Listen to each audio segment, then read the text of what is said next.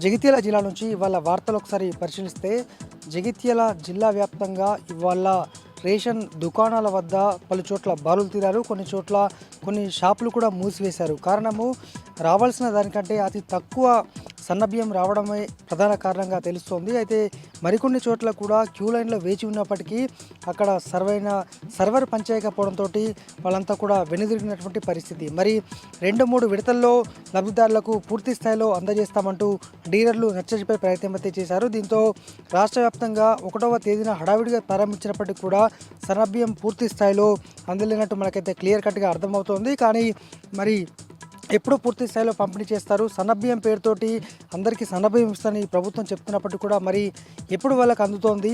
ఈ server down అలాగే no stock లాంటి అంశాలు అయితే ఇటు లబ్ధిదారులను తీవ్రంగా బాధిస్తున్నాయి. మరొక వార్త, జగిత్యాల రూరల్ మండలం కల్లెడ గ్రామానికి చెందినటువంటి జెడ్పీ ఉన్నత పాఠశాల హెడ్ మాస్టర్ గంగారెడ్డి నిన్న లైంగిక వేధింపులకు పాల్పడ్డట్టు 4 విద్యార్థులతో పాటు పేరెంట్స్ కూడా నిన్న కలెక్టరేట్కు రావడం జరిగింది. అయితే పూర్తి స్థాయిలో విచారించినటువంటి పోలీసులు ఇవాళ అతనిపైన పోక్సో కేసు నమోదు చేశారు గంగారెడ్డి పైన.